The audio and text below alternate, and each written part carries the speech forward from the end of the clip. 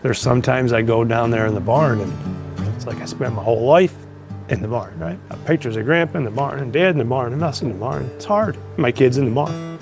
It's hard.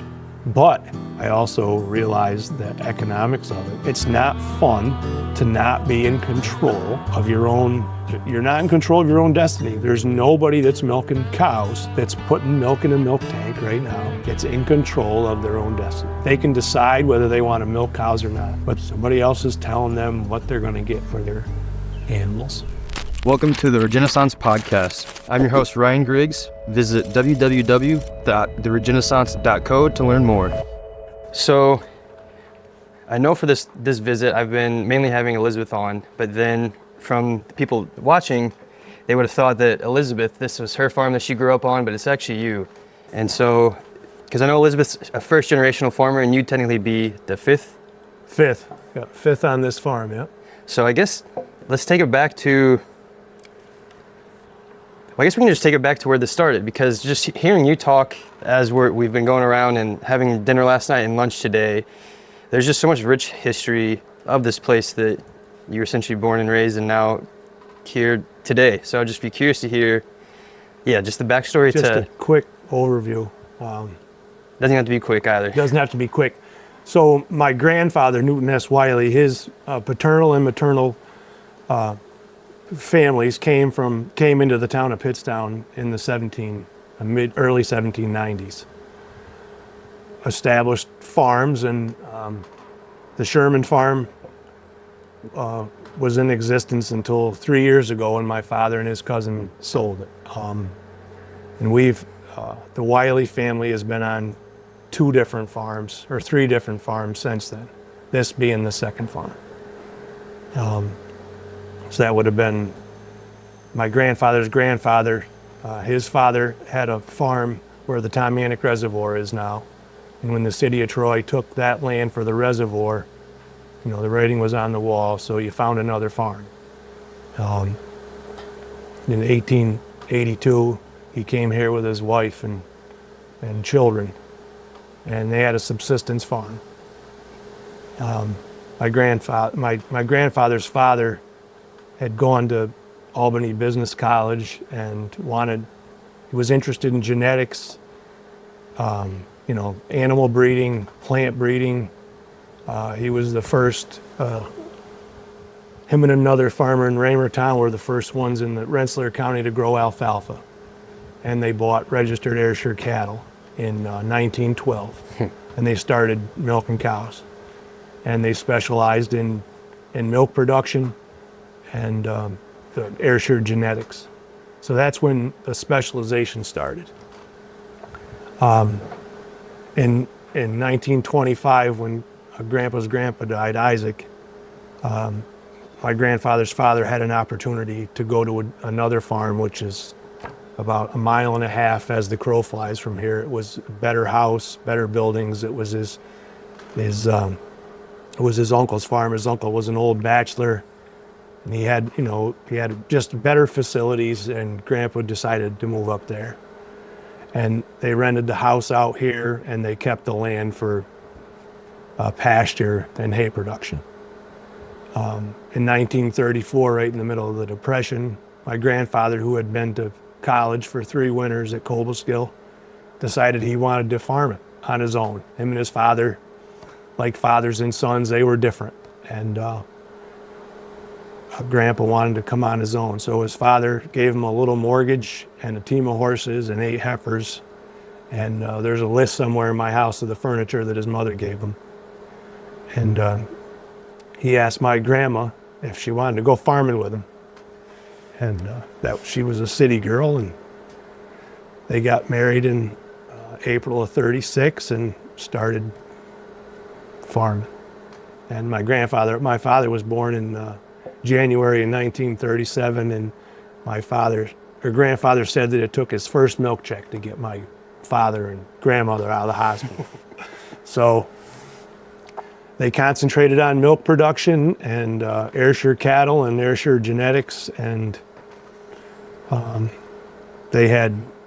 and Grandpa had 4 children. My father was the oldest, and he graduated from high school in '54. Went to Cornell University for 4 years. Spent some time in South America on a youth exchange trip, and then came home to the farm. And from then on, he did all the bookkeeping, was in charge of the cow herd. And when he wasn't doing that, my grandfather managed his time. They were different characters. They battled, but we had a really good farm. And so when I was born in '68, my father was 10 years out of college, and my father had married a farm girl, and I kind of had an idealistic growing up on a really good farm. They were involved in a lot of social activities, farm-related social activities. I had a lot of opportunities to do things outside the farm, but I always dipped my toes into those things, but I just wanted to be a farmer. And Grandpa,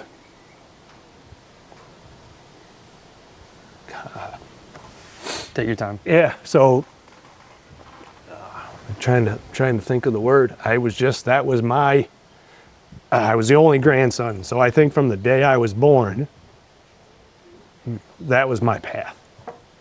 And Grandpa made sure that was my path. So there's been some struggle in that for me, but because I never, people talk about having dreams and doing their own things and making their own way and all that. Okay.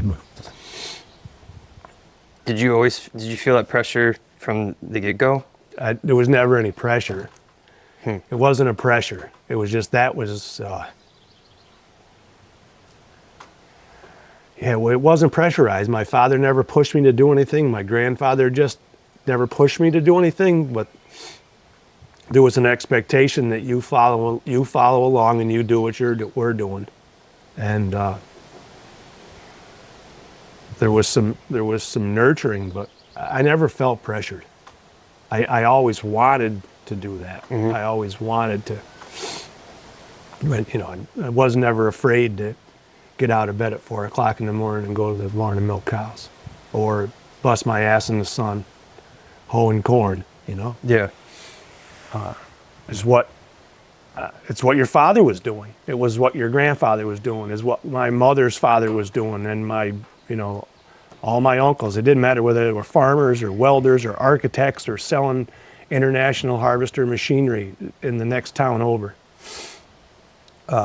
They all worked. They all worked hard, and nobody belly ached about work.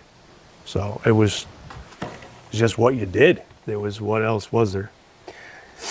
So in the context too of just like the time whenever your grandfather was farming compared to the age whenever your father was, and then now, yeah. I mean, it's obviously got to be a lot different. So, because I also heard you mentioning, correct me if I'm wrong, that in your grandfather's time, you could make a living with agriculture, and then that has just slowly dwindled. And I'm assuming that has... So my grandfather would have said that when he started farming, he farmed it pretty much the way his grandfather had. He had a team of horses. He had one bottom plow. He had a set of 4-foot drags. He had 8 cows that he milked by hand. He had a wagon or 2. He did a lot of work in the woods. He had a flock of chickens, and they weren't making eggs, you ate them. And you always had pigs, and you made salt pork. But they had specialized in dairy production. And in Grandpa's father's time, they made butter and took butter to Troy to sell. But when fluid milk got going, everybody just switched to fluid milk, took your cans to the creamery. But in my grandfather's time, so 1850s to the 1900,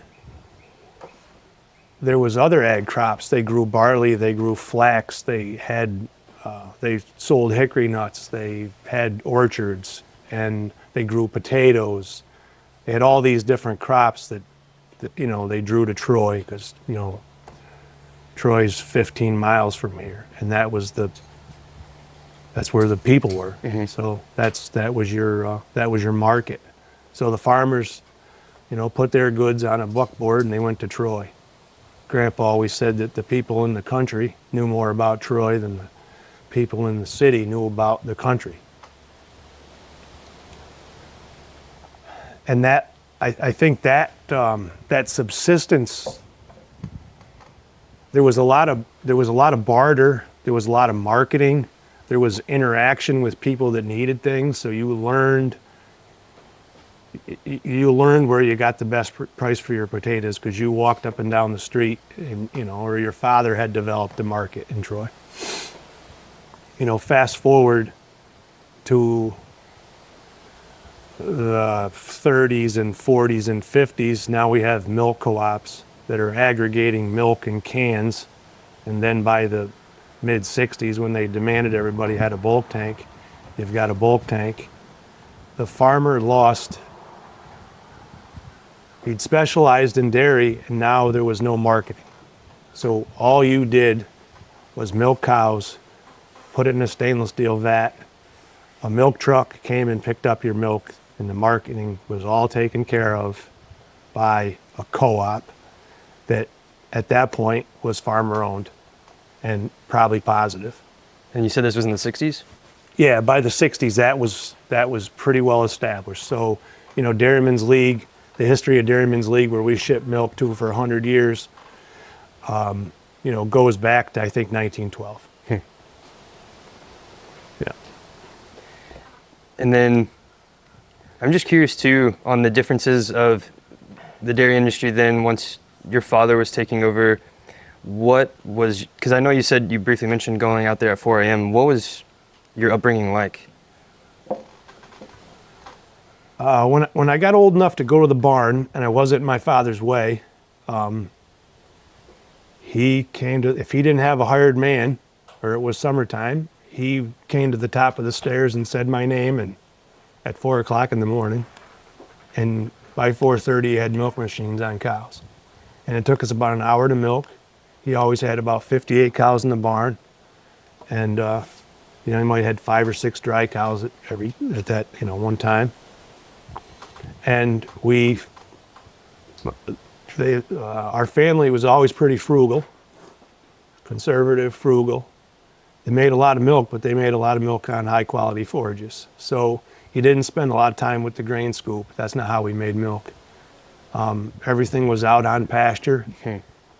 They weren't like small rotational pastures like we use now, but we had 5 or 6 different, 5 or 10 acre pastures that, the cows would be in this field for a little while and then they'd move to another one at night. And, the daytimes they were in the barn or in the shade, this time of year. But, high quality forages, we made a lot of milk.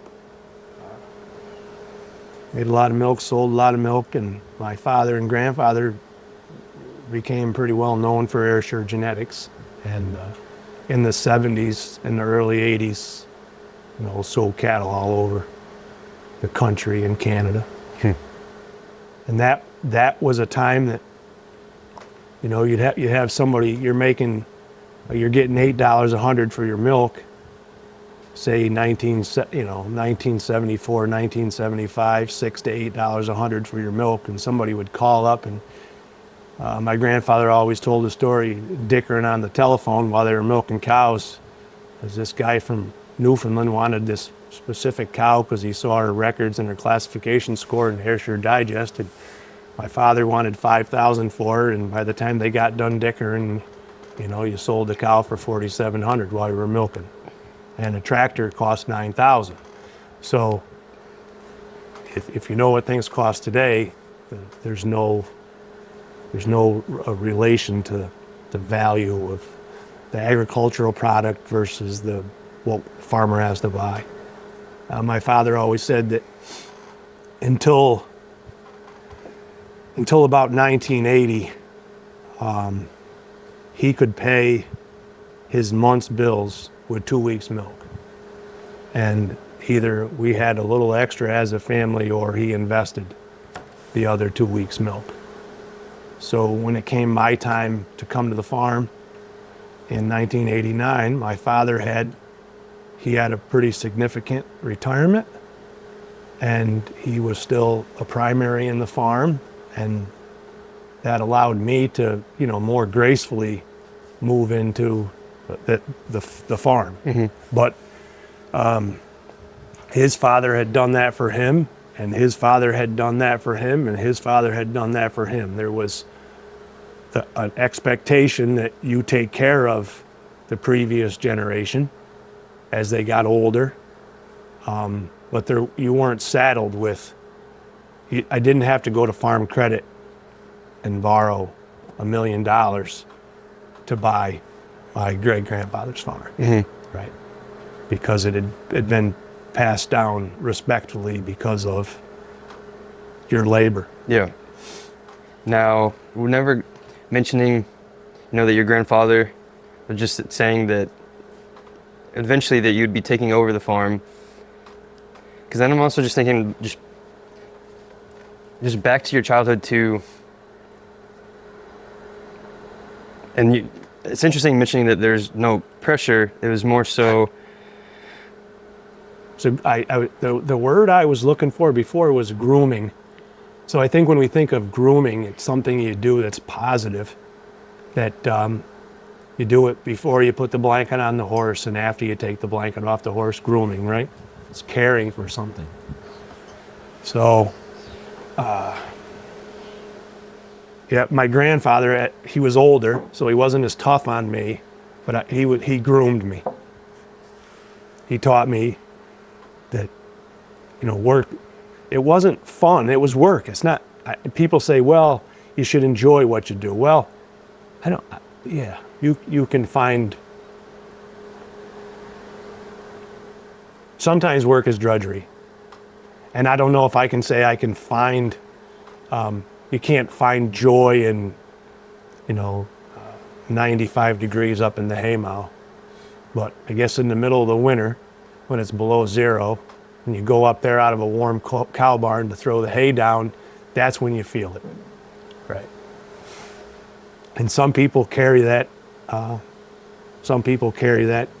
joy and that passion different than others.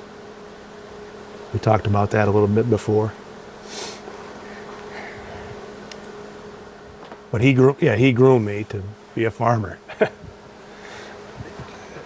Because then also just going back to the dreams too. Do you remember the childhood dreams that you would have?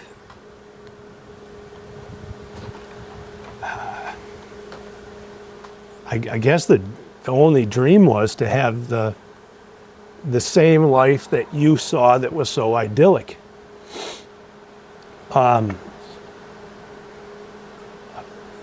Your grandparents and your parents, they got married, they had a family, they raised their family. I remember very little drama in my growing up. I don't remember bad times. If there was bad times with my folks, they did a really good job of keeping it under wraps. I remember my mom would have some expectations about time off and stuff like that, but my father was a workaholic, and he was more comfortable working than not. And my grandfather was more of a workaholic than my father, and there was some expectations that were placed on my father that, if you're going to be a farmer, you're a farmer, 7 days a week. And if it's Sunday, you might get a couple hours to go to church and have lunch when you get home. But that was the only, that little dynamic between my mom and dad once in a while, that was the only drama that I remember growing up. So it was idyllic. So my dream was, to get married and have a family, and,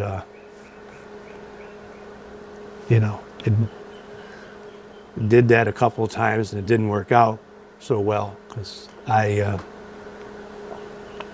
think the work at that point and the lack of help and the lack of consistent help and the lack of adequate finances put pressure on me, and I just worked. I was literally married to preserving a legacy. And in the end, you get to the point that you're almost going to lose that. And that's where I was. What changed during whenever you were taking over from the financial perspective? Because whenever I was just showing around, or Elizabeth was just showing me around too, just bringing up the fact that since 1980, we've lost 89% of dairies in America. Well, my grandfather, when he was 25 years old, borrowed a little bit of money to remodel the house because it was important to my grandfather when he got married to have a nice home for his wife and to raise his children. And he had started that process in 34, and he was half into that when they got married. He's 25 years old, right? And still working for his father.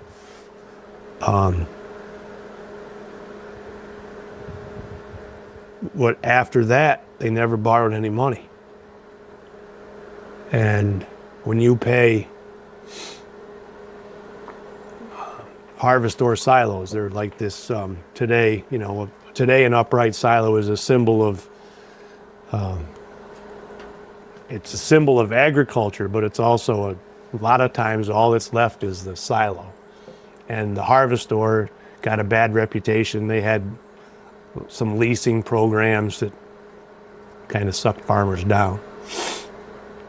But if they were used properly, they were a great tool. My father wrote checks for harvestor silos and made money milking cows, feed out of harvestor silos, and paid cash for barns and paid cash for silo or tractors because you made enough milk to cover your expenses, and you created a slush fund or a savings account for your business to buy things. Mm-hmm. Where, by the mid 80s and the farm crisis that the whole farm aid thing came out of, the early 80s. Can you talk about that? A little bit. The early 1980s,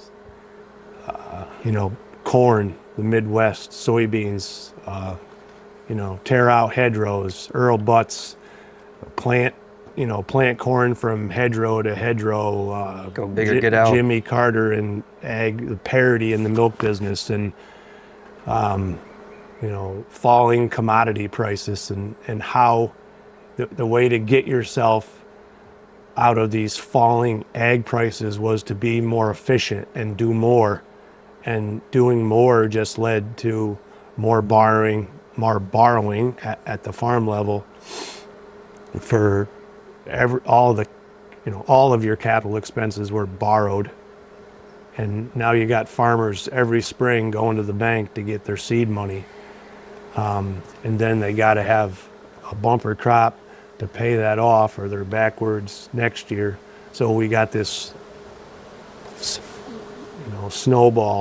this negative snowball effect. And in the milk business, it's weather, it's animal health, it's labor. We still had a viable family farms, and when those viable family farms started to add cows, and they had to add employees, now you got a whole new level of management. And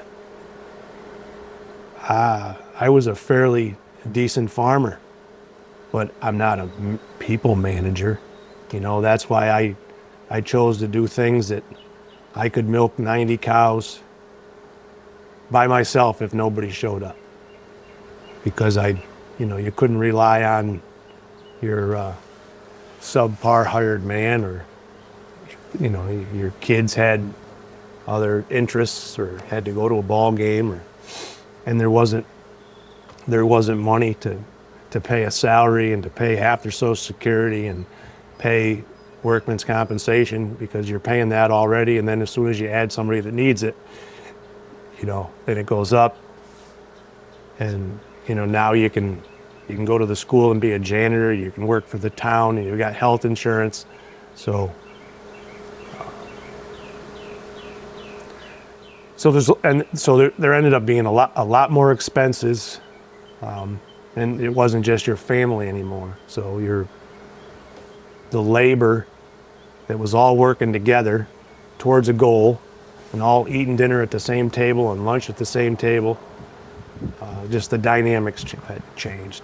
And I think that social dynamic, when I graduated from high school, I think there was there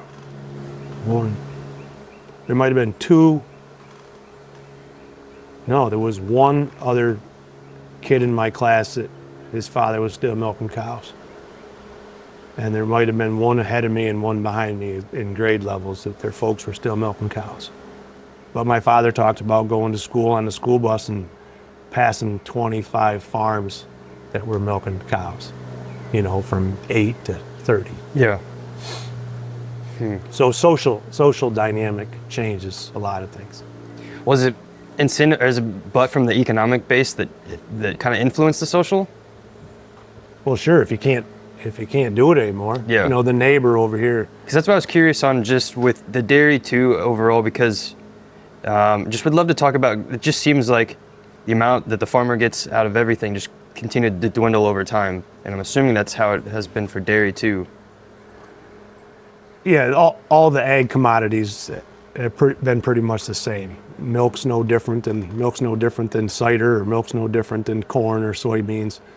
But milk's a perishable product, and they had some other uses for milk. But I think the government is a little more involved in manipulating the price of milk, because of all their different magical, and I'm just going to call them magical potions, because I don't think there's anybody alive that could explain to us why milk is priced the way it is, and the class systems and the tier systems and all that stuff. I couldn't even begin. You took what they gave you and you tried to pay your bills. But I know, so when I got done, when I came home, there was 58 cows. I went to 90 cows. There was a couple years while I was milking 90 cows that I did really well. And you're doing all that by yourself? I was doing it by myself. I had, a hired man that was a hired man. I told him, he'd been here off and on for 40 years with my dad. He knew what to do. You could leave him alone a little bit, but you didn't know. You wanted to make sure at 4 o'clock or 4:30, if you had the morning to sleep in, that the lights were on in the barn. You had to get up and make sure the lights were on in the barn. Yeah. Because George might not show up. But that's what you dealt with on a small farm. That's what we dealt with anyways. Why do you have to get up at 4 a.m.? My father and grandfather wanted to be out of the barn at 6 o'clock and have dinner and be able to go to a 7 o'clock farm meeting or church meeting or lodge meeting. There was a lot of farmers that, they'd, work all night. But there was social activity, just to be involved, to be part of the community. Yeah. Whether it was, my grandfather was on the school board for 24 years. He was, when he died, he was the last living member of the original Hoosick Valley School Board. He was a kid in 1938 when they centralized the school. But those things were important to our family, just to be involved, whether it's politics or whatever it was. And then now in today's 2025 here, do you feel like you have any of that sense of community around here? No. There's been different times that I've gotten involved with. When I was in my 20s, I got involved in politics. Was on Well, I was president of the Historical Association, Town Historical Society, and I was on the planning board, ran for town board, was on the Rensselaer County Farm Bureau. I did a lot of those things. The only thing now that I look back and really enjoyed was the Historical Society, being involved. You know, I would go there as a 21-year-old guy, and I was the president, and there was nobody there that didn't have me by 60 years. Some of them had me by 70 years. And they looked up to me and let me be their president, right? Because I listened to everything my Aunt Ellen said and my grandfather said, and I could talk to the guy that, you know, I could talk to Hainer Bornt, who had been our town supervisor for 20 years and was crowded 90 years old, about my grandfather's Uncle Charlie, because I'd heard all the stories, you know. But we talked last night about like Farm Bureau. I was excited to be part of Farm Bureau. My grandfather was the president of Farm Bureau. He made the motion and gave the first $100 to create a farm family insurance company in New York State. Really? And so it was a big deal when I got on the Farm Bureau board. But I found out that local Farm Bureau was nothing more than a membership committee for New York State Farm Bureau. And New York State Farm Bureau was nothing but a filthy lobby group for National Farm Bureau Federation. So I kind of got discouraged with politics. In politics and all those farm organizations. Whether it was back then, all the co-ops had local committees. So you could be on the Dairy Lee Milk Co-op local committee, Eastern AI, the artificial insemination cooperative that both of my grandfathers and my fathers were Ayrshire Sawyer Committee chairmen. All those things I wanted to do because they did them to continue that. But all those small grassroots organizations that supported local farmers and local agriculturists they just got boiled down to nothing. As the number of farmers got boiled down to nothing. Were you, whenever, I guess, transitioning to being the owner of the dairy, were you part of any of the dairy organizations either? Or, because I know, I guess, which ones are some of the biggest ones? So at the end, Dairy Lee, that was one of the, original co-ops in the Northeast that aggregated, it was a family or a farmer-owned cooperative. You had shares in Dairy Lee, just like you had shares in Agway. You owned a part of that business. And they aggregated and marketed your milk. Now, I would say, so Dairy Lee is gone. Started out Dairyman's League, then it turned into Dairy Lee. And Dairy Lee got sucked up by DFA, Dairy Farmers of America. So when I got done shipping milk, I was shipping to Dairy Farmers of America. And as far as I'm concerned, all they are is they're like a purchasing agent for Dean Foods or Walmart or whoever, the big guy that's setting the price. And they're setting the price of milk. Whoever sells the most milk is setting the price of milk. I guess, can you explain more, give like an example for whenever you were having to do that? Because that's another thing that consumers might not really understand is, even for like, say, processing, they can really control that market. And that's a huge issue with JBS and all these other big ags, to where they control that, but then they can also manipulate the market and pricing of all of that. Well, yeah, so if you've got a store of cheese in railroad cars in Chicago, right? So you got refrigerated stored cheese, and the price of pizza, or the Super Bowl's coming up, and they need cheese, the price of milk might fluctuate for the weekend, right? But most of the time, it used to, I'm getting squirrely here, but September, when school opened up, there was a flush of milk. So milk used to have, the price of milk used to go up. So a lot of guys would have their whole herd freshen in October. So they'd have, the price of milk would be better in the wintertime. Well, now with refrigeration and most of your products being non-fluid milk, that's manipulated and stored. So it tends to be more, there's not so much up and down, like seasonal. Yeah, yeah. It's because that's what's the one interesting thing with the consumers is you go in a grocery store expecting everything to be full stocked year round. Doesn't matter what season, it doesn't matter what food. It all has the same taste. Yep. It's all got the same color. I guess the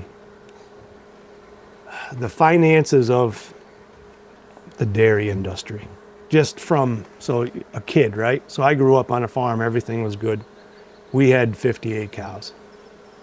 My mother would take us to my grandfather Porter's farm, and Uncle David had 400 cows.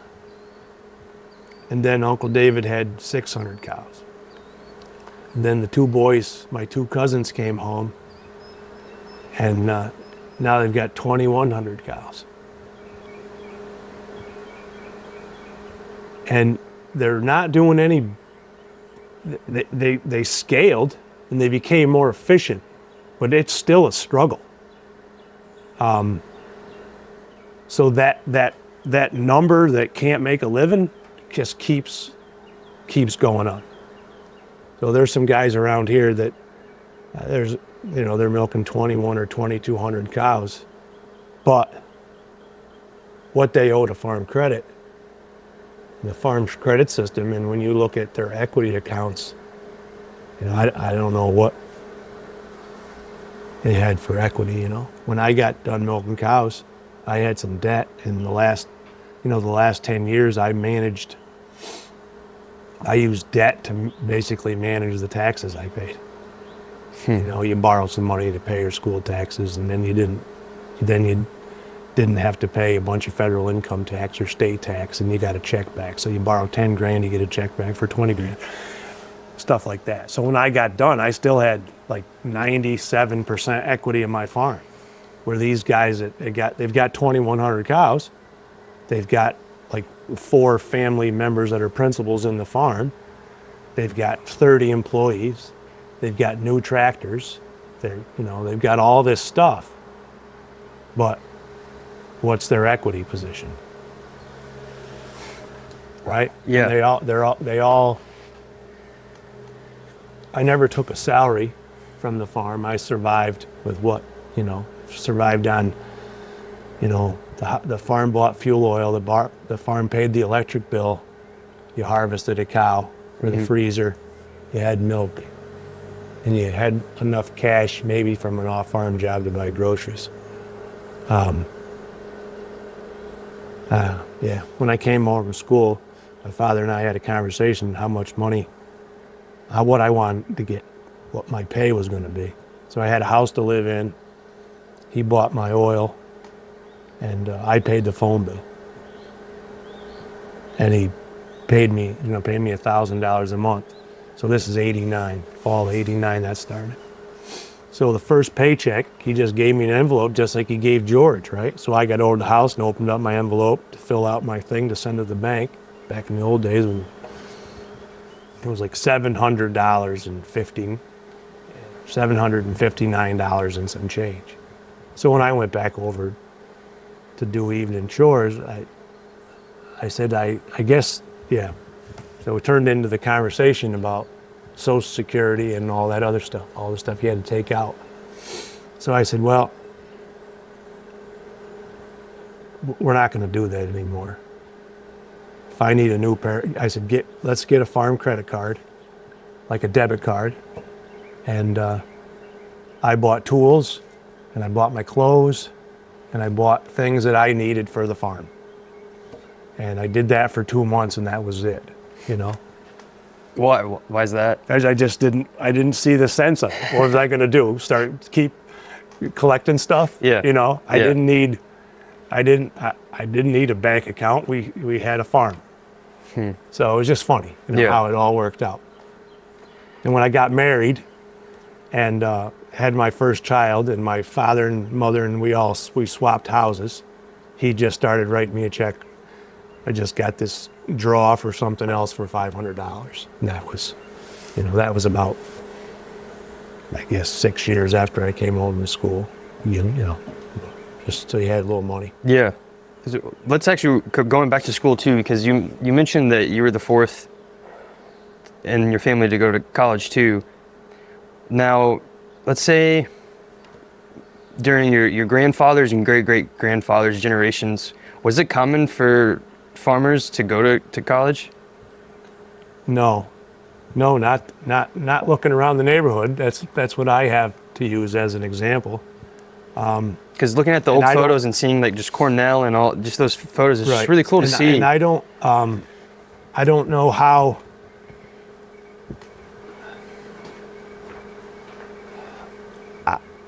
I don't know what the dynamic was that led my grandfather's father to go to Albany Business College.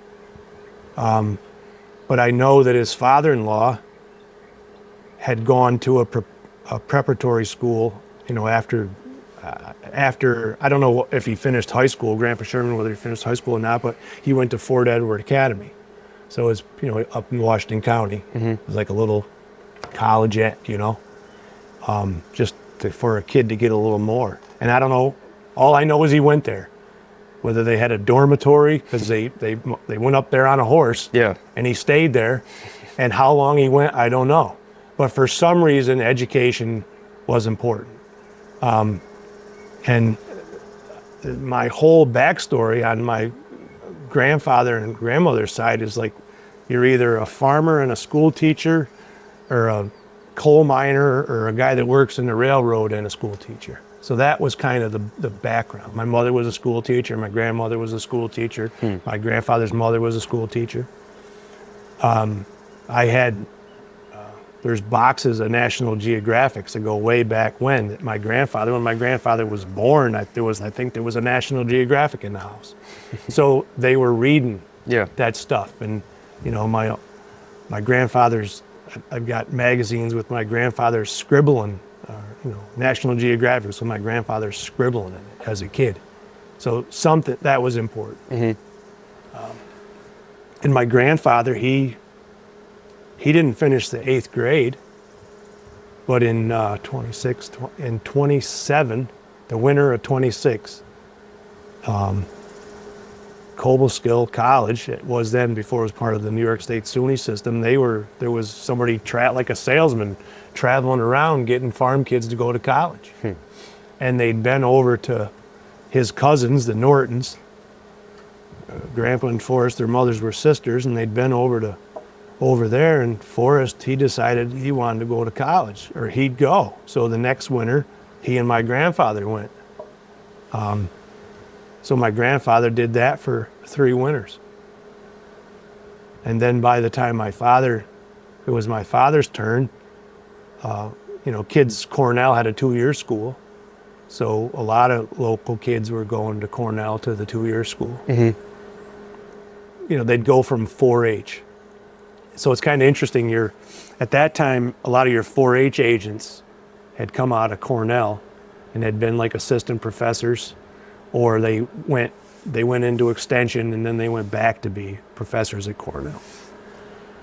So that's how my father, the guy that was here had gone to the extension agent in Rensselaer County, had gone to Cornell, had worked at Cornell later, and now he was an extension agent. So, there was kids that were kind of handpicked to go to the 2-year school at Cornell, and my dad was one of them. And you go to Cornell for 4 years, and that was, in those days, you could go to Cornell for 4 years and not really owe a lot of money, and come home, and it was worthwhile to come home and be a farmer. Now they go to Cornell and they come home and they go work for Farm Credit, because that's more of a business. Yeah, it seems like it's the one way to stay in business. Yep. And then growing up for you too, did you have the expectation for yourself, not even your dad's expectation? Did you have your expectation yourself to go to college because of? I never had any. There was no expectations put on me about education at all.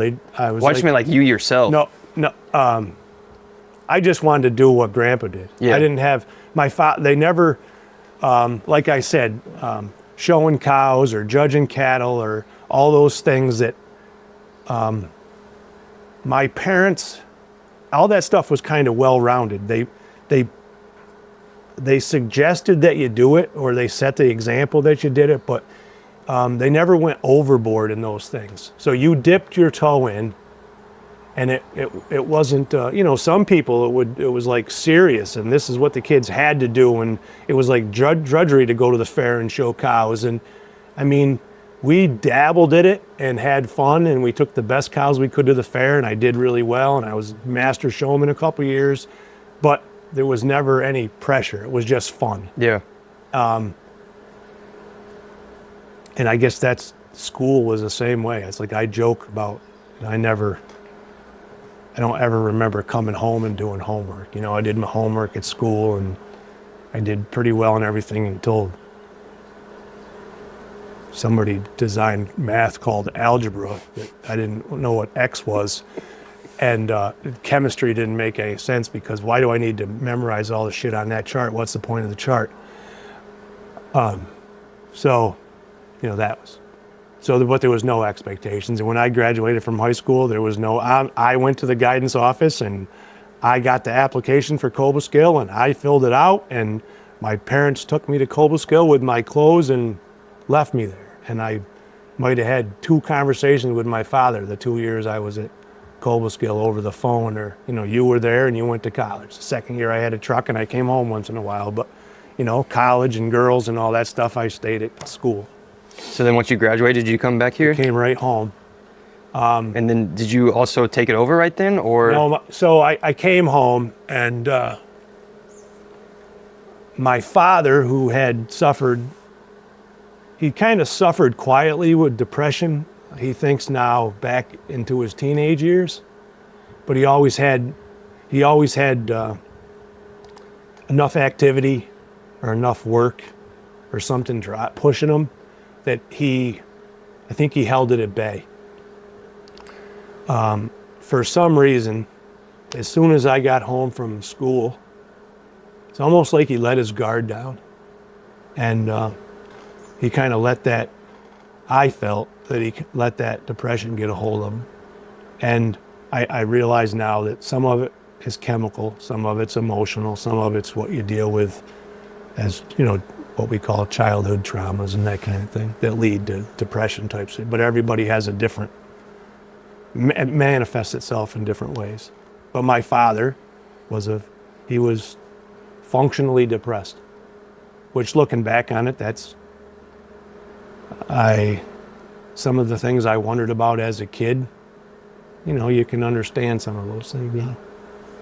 And the back and forth with my mom that I mentioned earlier, their little dramas. A lot of that was my father. If my father was here working and sweating and managing his own time, he didn't have those depressive tendencies. But I remember it started out as like seasonal anxiety. Spring was tough on my dad, but by the time summer came, you'd worked into a routine, and so when I came home, we struggled with that. So that depression led me to, you come home from school, you have dreams. You're drawing pictures of barns, and you're drawing pictures of remodeling, and you're doing all these things that you wanted to do that your dad hadn't done for 10 years because of the state of agriculture, or the state that he was in, and ready to go. My dad was in a different place. So there was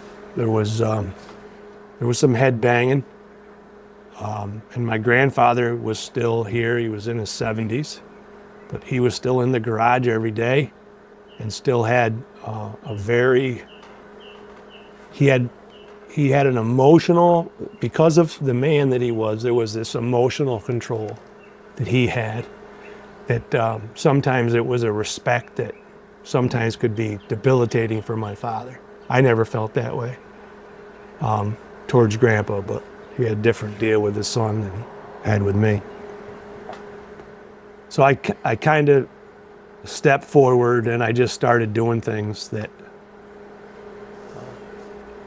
I knew that I had to be able to do this on my own, that I had to have a little better of this and a little better of that, and I, put in a parlor that I could milk cows by myself in, and those things were all there. There was conversations, and my father and I made the decisions together, but there was, there was some drama in those conversations because they had to be had because of the situation that we're in. So I had to be a little bit, you could have the conversation with my dad, but it might not go anywhere. So you'd have to push it to a point that there was some sort of friction to get it ahead. And it's funny, I've learned with Liz and I, there's a little bit of that dynamic. I have a tendency to kind of hold back, wait on something, don't make decisions quick. I say no a lot. Gotta have a lot of information before I just jump into it. But at that time, I was the one that was pushing. And I didn't have big grandiose ideas either. It was like labor saving stuff. When you grow up in a family that is not afraid to work, you do a lot of work that you don't need to, you do a lot of things the hard way. And my father, he did a lot of things the hard way. People that worked for him that had their own farms at some point or worked for their father said that chores here were easier than home, but there was still work. Mm-hmm. Still did things the hard way. He didn't. So,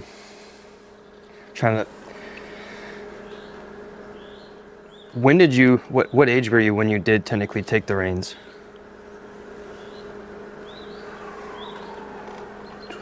2000. I don't know, it was 99 or 2000. My grandfather had died. My father had moved into Grandpa's house. That's how I'm trying to date it. And my father was in such a state that he couldn't do the bookwork anymore. I'm assuming once your grandfather passed away, did that change the dynamics around? No, because my grandma, so you got to back up a few years. In Grandma died in 97. So about 1994, it was 3 or 4. My grandmother had open heart surgery. And my grandfather was done. He stopped coming to the garage. He didn't do anything. He had some gardening at his house, but he spent that time with my grandmother. So there was 4 or 5 years there that he took care of Grandma, was around Grandma.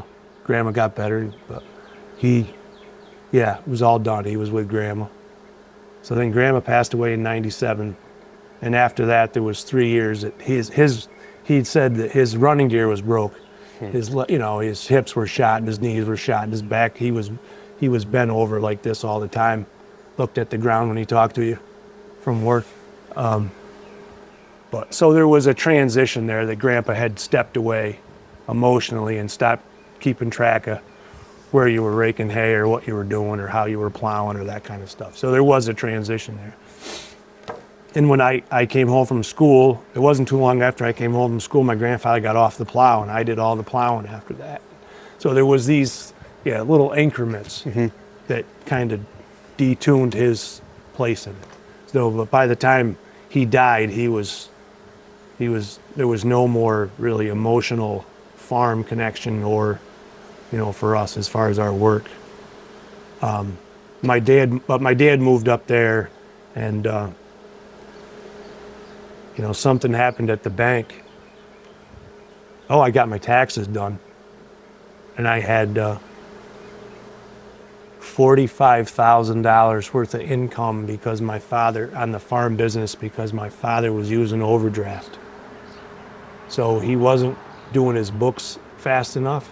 So he was using overdraft and then not keeping track and then straightening up at the end. Well, every time you paid that overdraft, it was considered a form of income. So I was like, what the? And at that point, my father had been doing the bookwork since he came home from college in '58. And my father was insane. He had ledgers about how much gasoline we used in every gas tractor we had, and we were running 4 of them. And he had ledgers on how much this cow got feed. He knew income over feed cost on cows and he was crazy with bookkeeping. So when I found that out, I'm like, what's going on? And the wife and I at the time, we went up there, and he had the bedroom, and the house was all covered with paperwork. And I came home with the paperwork and figured it out, and that was it. So from then on, he was around here, but he had his own thing. He started doing mission trips, and he had animals, and he did mission work, and was a volunteer for Heifer Project International, and he allowed his depressive personality to move into these other things that kind of got manic, and yeah, so I just took over the farm. But those were hard times because I had to create this emotional wall between me and my dad, and it wasn't pretty. So like the situation my children grew up in here kind of shed a poor light on their grandpa, because their grandpa, while their father was at the barn humping, busting his ass, grandpa would go in the garage and take my truck, and he'd be gone half the day with my truck, and just doing things that would upset you were because of his state.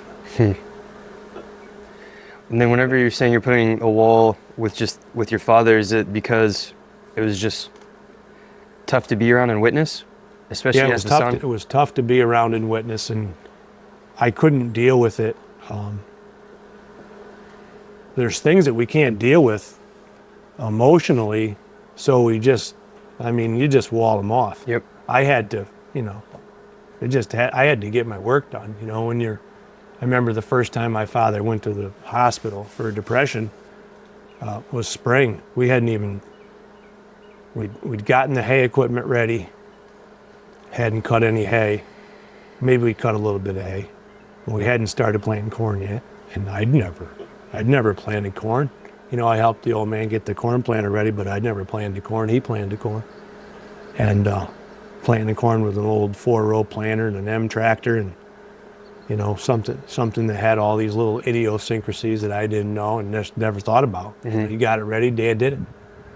And the day we were going to start planting corn, I was in the little house and got up and walk out the side door, and my mother's driving through the driveway, and she's got my father in the car, and she says, I'm taking your father to the Bennington Hospital. Well, I knew Dad had trouble, but I was pissed. I said, we got hay to chop and hay to bale and corn to plant, and Hoscott's gonna be here on the 1st of May, and I gotta have that barn all cleaned out because they're remodeling that barn. The construction outfit was gonna be here for a month, redoing our heifer barn, putting a new row, and we had all this planned out, and I had it financed, and now I gotta do, I gotta do all this by myself. So it was like, it was,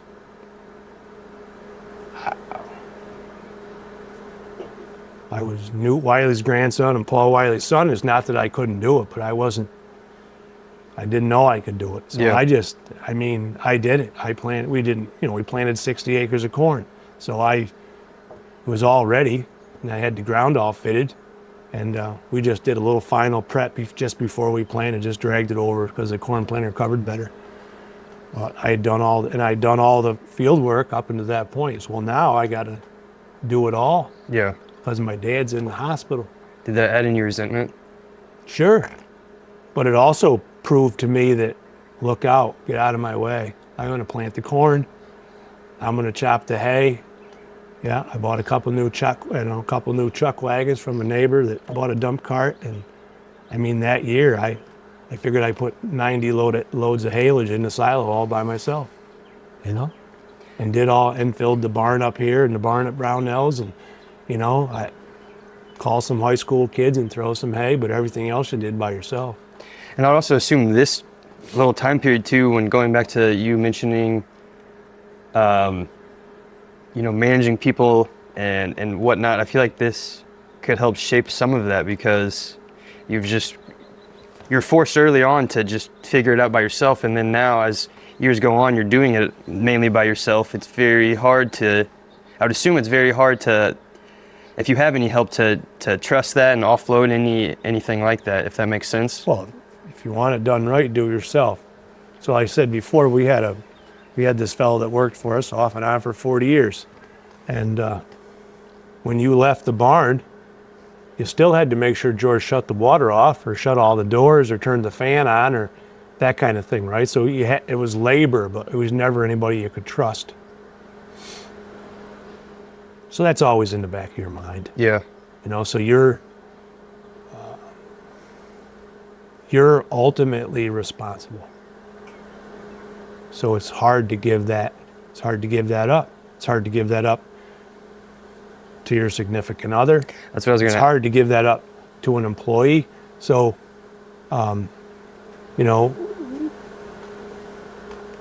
we struggled. We were working towards building a business that you could have an employee.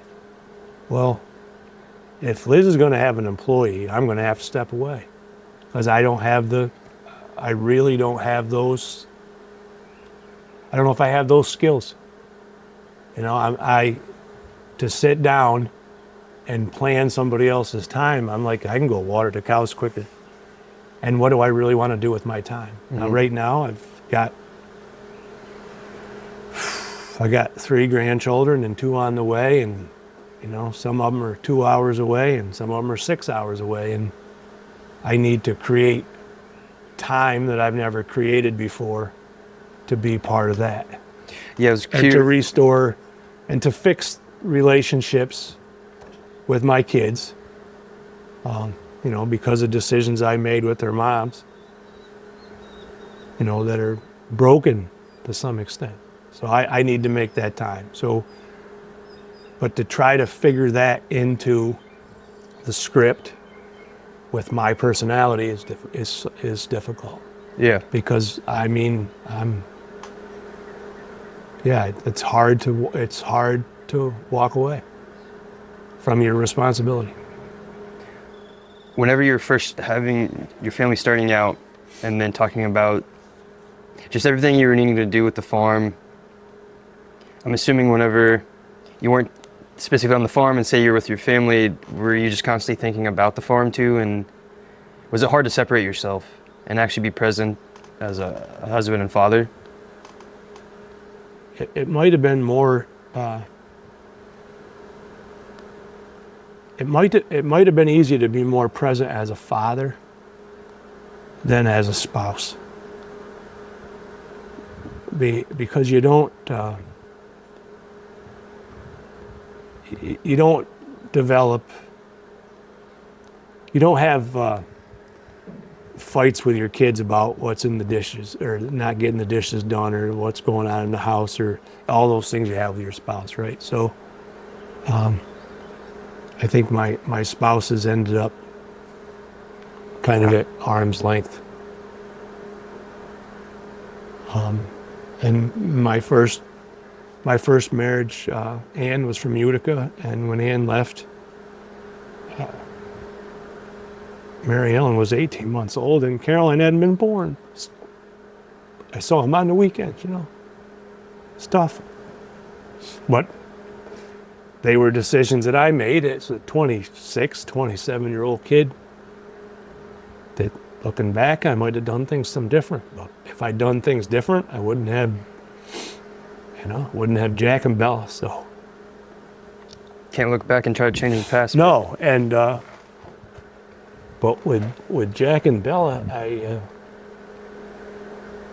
I thought I was pretty present as a father. My daughter, Bella, was. I tell people that if she missed, if she missed 60 milkings in the 4 years she was in high school, it would be a lot. I mean, she was there every night. Get off the school bus, change her clothes, and be at the barn. It wasn't until she was a senior that there was a little fussing to get her ass down there, but she was there. And Was it just you two? yeah, it was her and I milking. Yeah, because the last few years I had the dairy, I didn't have any help, and I got down to like 25 or 30 cows, and it was all pasture based, no silage, no grain, no nothing. Just baleage in the wintertime, whatever they could eat in the summer. And he's crazy. I needed more cows, and if I'd have kept them a little fresher, that was a really good model. If I could have had 70 cows and been more seasonal, maybe milk cows once a day, I think that was, looking back, that would have been a pretty good model. What was the dynamic between you two whenever you were doing that versus, say, you were the child with your father or grandfather?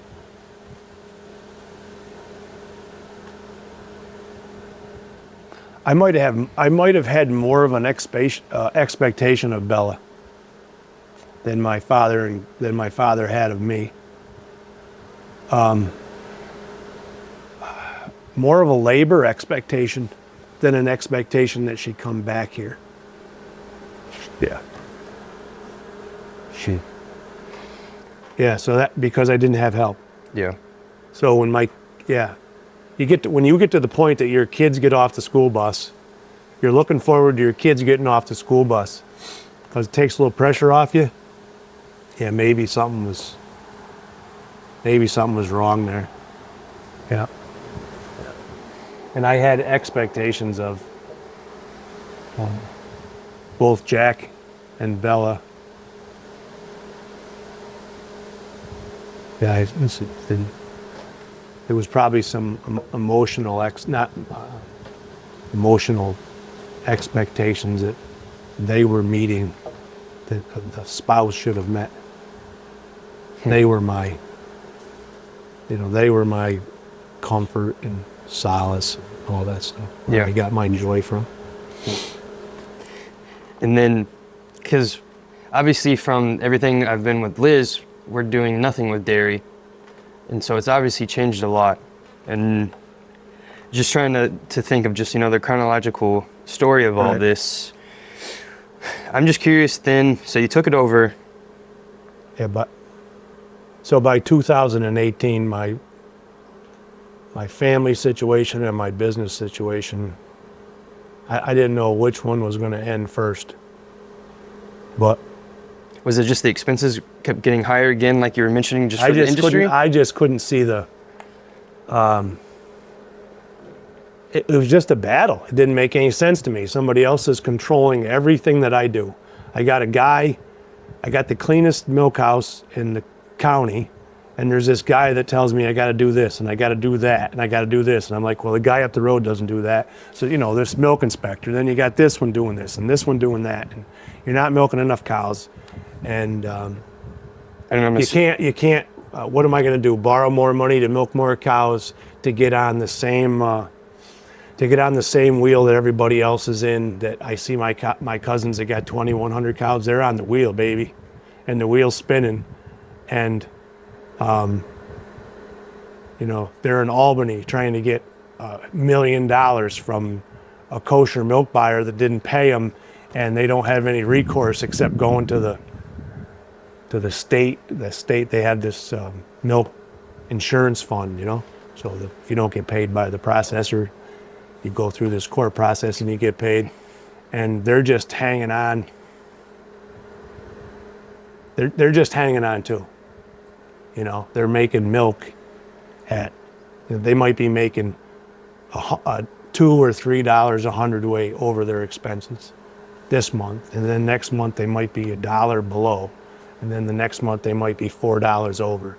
And it all averages out to, at the end of the year, you're even. Well, all right.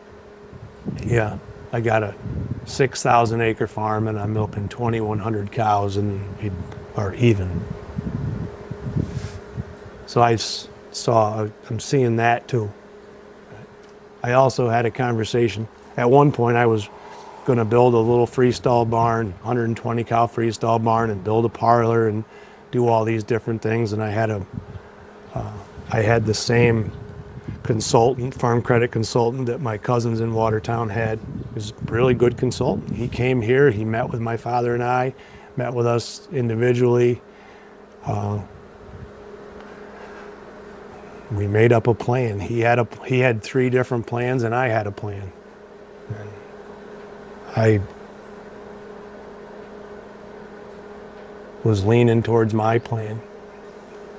And then I think it was 92, I think. I went to a Dairy Lee was putting on this dairy revitalization conference. And I met my cousin who had the 2,100 cows at it, and we roomed together and we went to the conference that first afternoon. And the second day I went down for a continental breakfast. And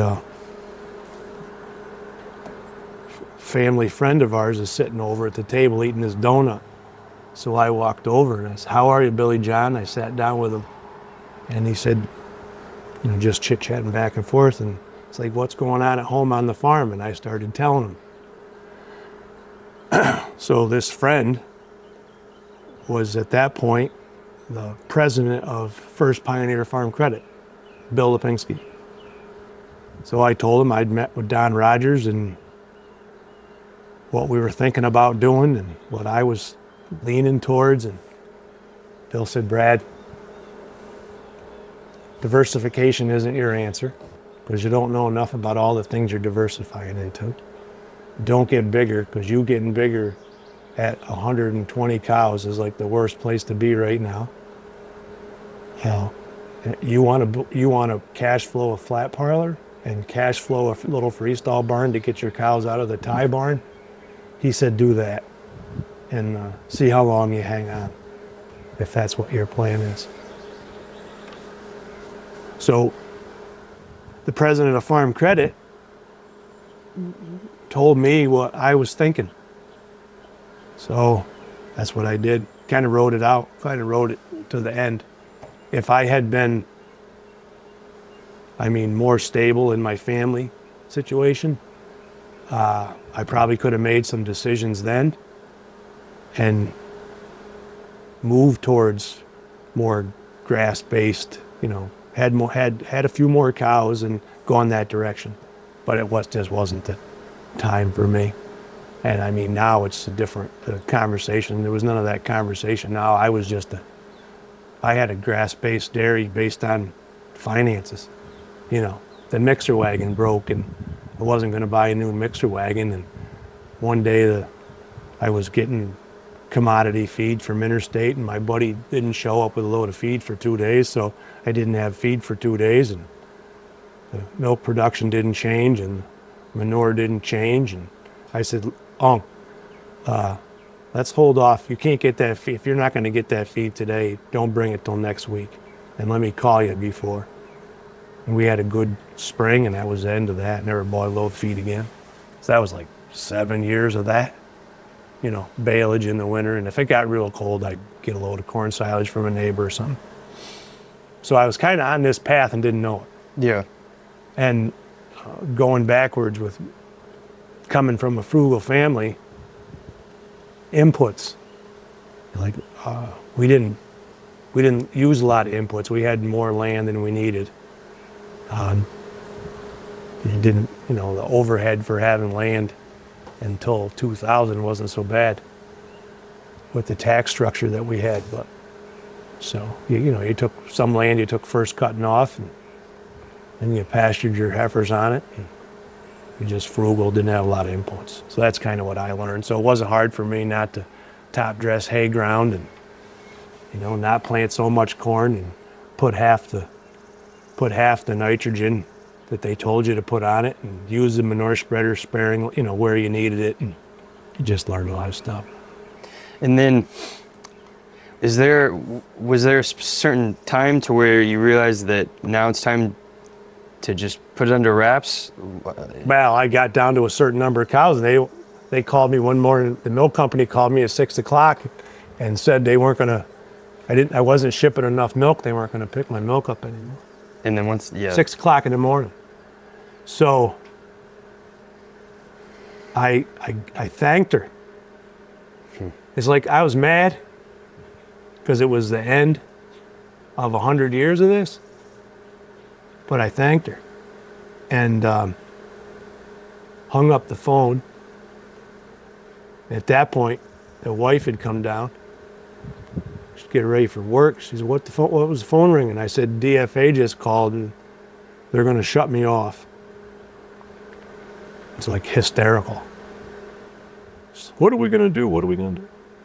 I said, you're going to call Bella and you're going to tell Bella what's going on.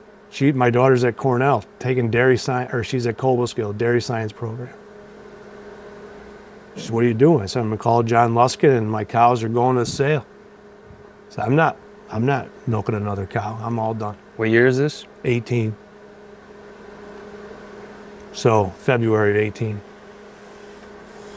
So my wife drove to Cobleskill, got my daughter. My daughter and I put our cows on the truck, and that was the end of it. And that's as soon as it got warmed up and I could get my heifers out of the barn so it wouldn't freeze, I sold the heifers and it was done. When that happened,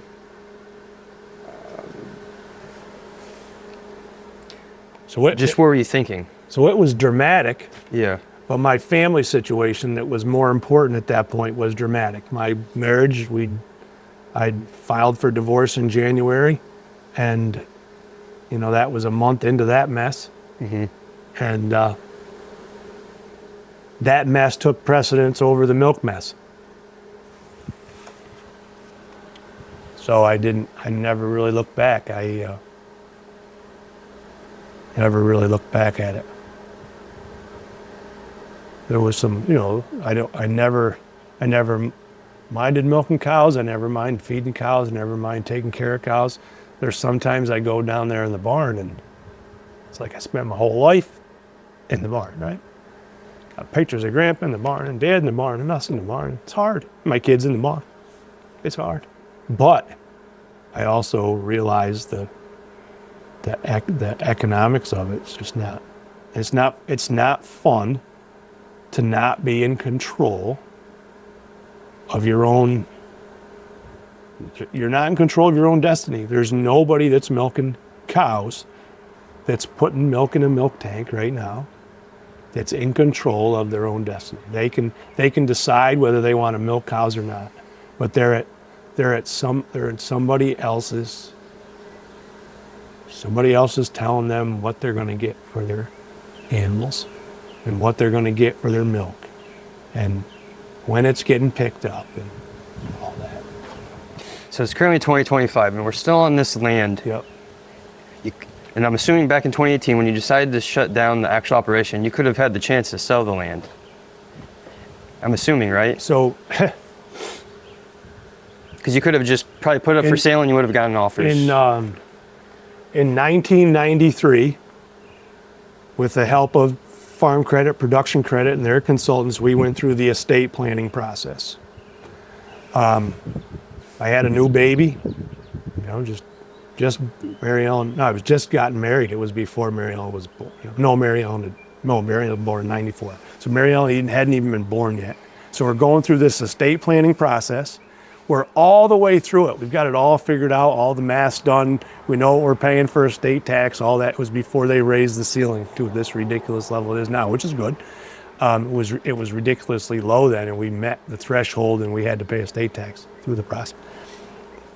My grandfather, who sat there and didn't say anything through all the meetings, all the stuff, we're getting ready to sign stuff, and Grandpa said, the only thing I don't understand about this is Paul's going to have to do this all again 10 or 12 years. And Wayne Bouchard, he was the consultant. He said, well, Mr. Wiley, what do you think we ought to do? What do you suggest? What are you thinking? My father didn't know what to think, and Grandpa says, well, why don't we just give some of it to Brad now? So that's what they did. So it's 1993, born in 68. You do the math. My grandfather and grandmother and my father and mother gave me the main farm. I mean, literally gave me the main farm. My father and grandfather owned that place, the Brownell place. My mother and father owned the little house my grandfather and grandmother owned.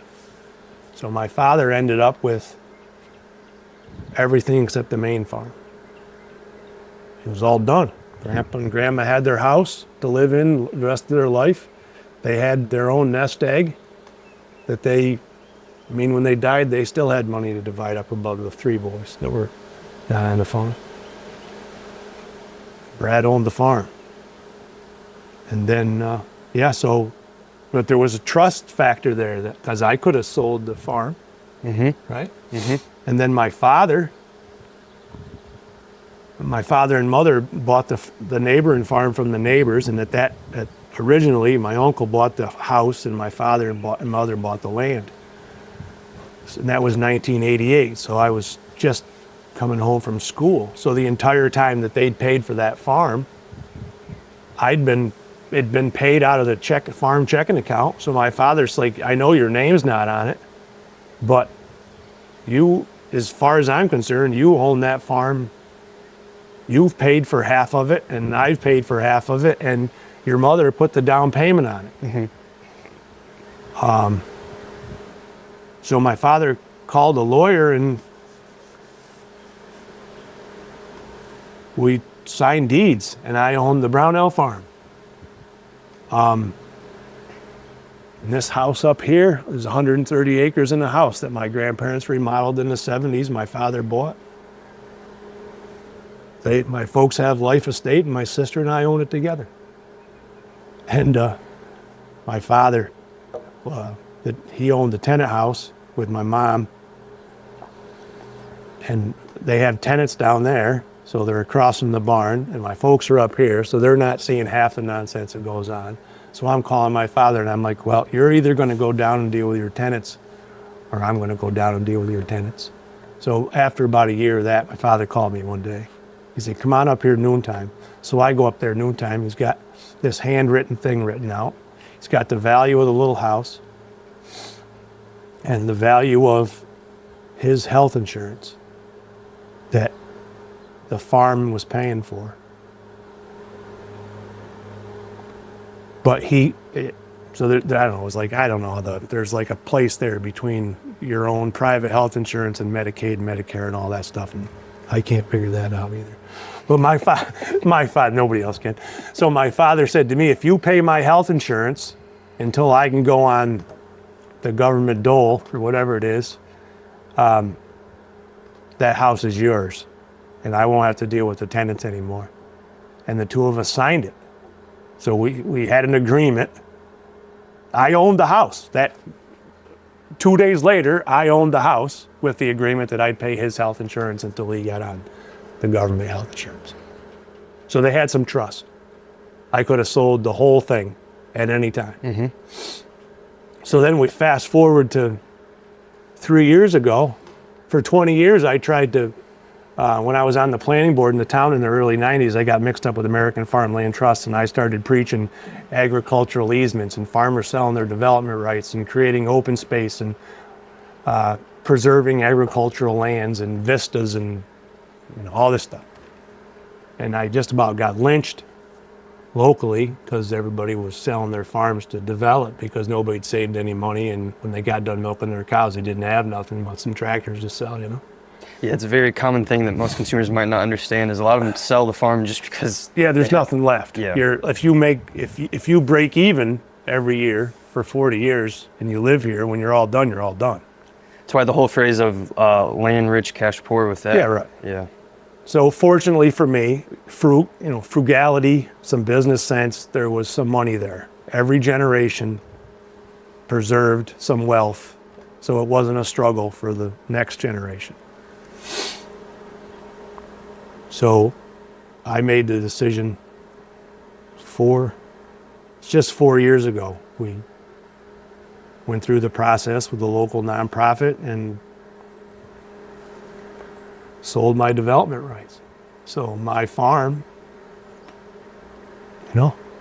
Grandpa's farm, his father's farm, and his grandpa's farm is going to look just like this forever, despite some building changes here and there, right? It's not going to be row houses or little developments like we've got all over the town or a trailer park.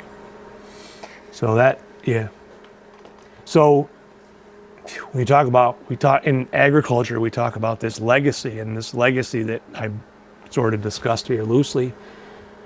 I don't know about my kids. They're going to own it at some point.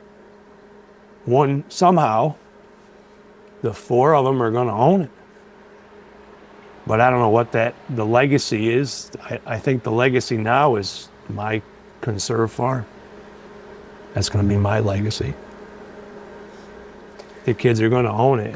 It might look like kind of like the Western model where somebody owns the place and somebody else manages the place. Or I don't know, somebody else will manage it, own it, maybe. Then how did you get to where we're at now, to where with Liz and, when she was showing us around with pigs, chickens, and you've got the cow-calf operation on the other side? So at the end of my dairy career and at the end of my marriage, I had nothing.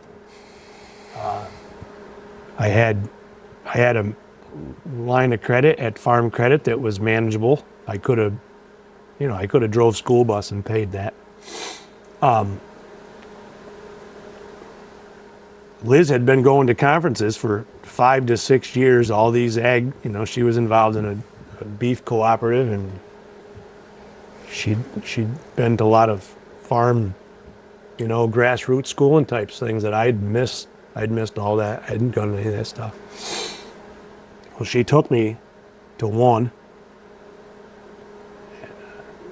At that conference, I met some people. Some light bulbs went off in my head. I learned that there was a lot of farmer intuition that I had. They're talking about it at a scientific level at these conferences. We met the man that ended up buying a majority of our calves after he found this herd of cows for us to buy. Just developed some really good relationships. And I don't know, you were surrounded by a group of people that just thought different. And it wasn't negative. It was like, wow, there's positive farmers, and there's farmers that we're not just talking about how to get rid of your cow shit. We're talking about how to, rejuvenate the land and the history of the land and the context of the land and why our soils are degraded and all these different things. And I just thought it was kind of cool. Like, wow, my grandpa was a conservationist. He sprayed some hedgerows and they used some of the chemicals, but they were frugal as a son of a bitch with all of them. And, he took care of the streams and, put rocks in the creek where it needed it, and cared about the birds and talking about stuff that most farmers didn't talk about. So it just kind of felt good to me. And it was fun. It was hard for the first time. It's like we got pasture. There's like 150 acres of old permanent pasture that needed some rehabbing, and I just figured we were going to rehab that with our little triangles and squares and rectangles and manipulate these cows with water tubs and mineral feeders and shade and just do all this crazy stuff. And then she had this crazy idea of grazing the hay ground. And I'm like, hay ground? I said, you know what it takes to make a cornfield into a hay ground in this part of New York with rocks and hard heads and ledge, and can't do that. Well, she pushed and we did it. And we mob grazed cows, like this flash mob graze over a 3-day period on like 8 acres. We called the pond of burdocks, and it was a tough field with ledge. You could only plow it one way. It's probably the most difficult field on the whole farm to get back down into sod, to pick the stone right. And I had done that like 3 years previous. Well, after we did this flash grazing, mob grazing, the mob grazing, the lingo keeps changing, but whatever it was then, that's what we did. And I was like, wow, they did a really good job. It was like not perfectly mowed, but it was mowed. Like somebody had gone up there and like brush hogged it. And I said, I would have had to mow this, ted this, rake this, bale this, unloaded the wagon in front of the heifers to feed them or put it in the barn. And I'm not going to have to do, all I'm going to have to do is put up my winter feed. From now on, if I had these 40 cows, I can put them over this many acres, and all I got to do is have enough winter feed for them. And then when you start doing the finances on, she's got it. I mean, the pencil's really sharp down there in her office. And, it's $200 to $275 a day to feed cows in the wintertime. Well, it's a little cheaper when they're grazing, but I didn't need to lower that number in my head. It's like, it costs $300 every day to feed cows. And if I can feed cows by moving a fence all summer long from, got cows out. It was always like the 15th of May we'd put our cows out. Now it's like the 1st. We just do a flash over hay fields, and then you take the first cut and you wouldn't even know the cows are out there. So you get them out there a little bit early. And the last few years, I don't know, she kind of likes Christmas. So we haven't pushed it till the end of December. Because, you got to draw water and you got to have a life too. So we've grazed cows, to the 15th of December every year. Last couple of years, we've done some bale grazing just to improve some hay fields. You get some old hay and you feed it off the wagon to them just to improve a hay field. So they might be locked down for 3 weeks, 2 to 3 weeks doing that. But that's, some of that hay is fertilizer too, and fertilizer costs money, and hay the next year makes up for your time, all those feed costs. Now with all of that, and then just going back to, talking how it's just work essentially in a lot of ways, has this new change the last few years changed your perspective at all with agriculture, with yourself and how you view all of that too? I still see, it's still work. I still see it all as a chore, but I never was afraid of work, which makes me kind of difficult to deal with. Everybody that's ever been around me would say that. I don't go into it. I don't have the same, I don't know if I've ever been passionate really about anything. I can dabble in things. I have a couple hobbies, but I don't know. Sometimes I think of people that are like super passionate. It's almost like being an alcoholic. It's like that passion almost controls you, and you become so idealistic that, I don't know. Yeah, that's the negative side. I see the kind of the negative side of passion sometimes. It gets out of hand. I don't know where I was going. Yeah, no. Say it again.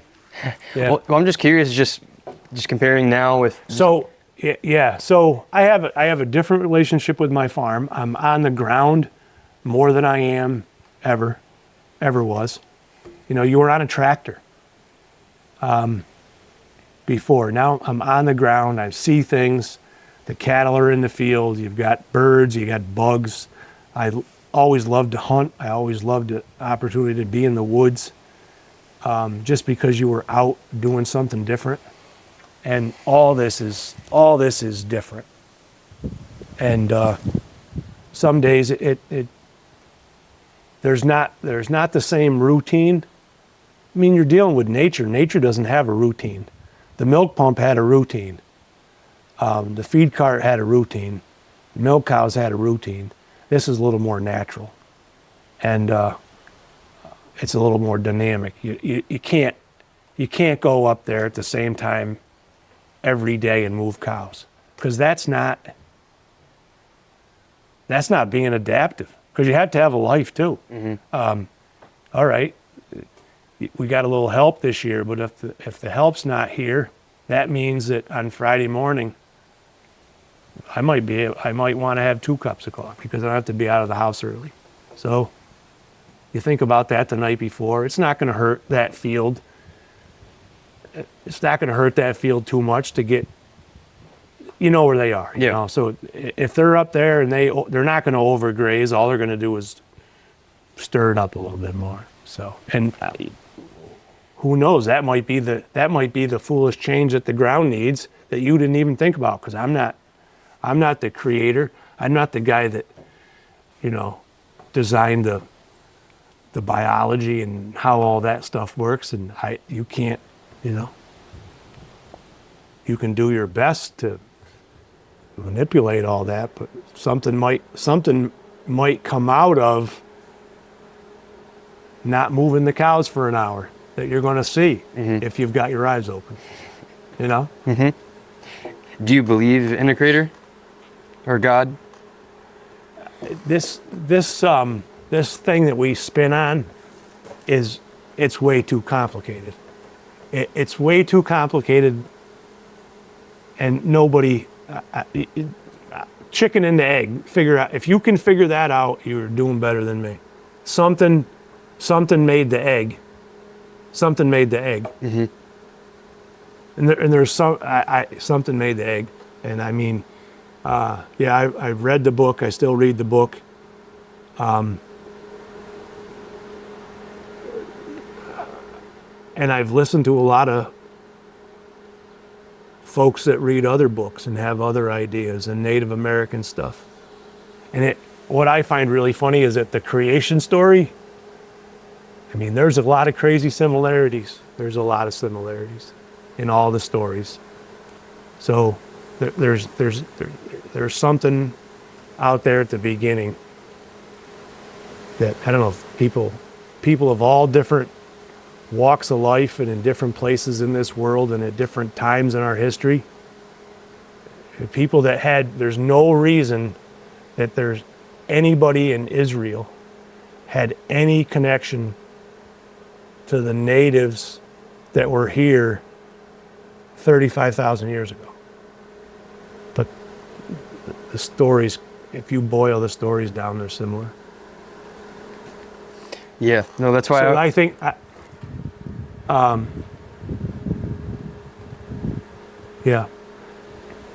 it'll strike me dead, but the book of Genesis might not be exactly how it happened, but it's a creation story. It's no different than the Native Americans thinking that it started on the back of a turtle.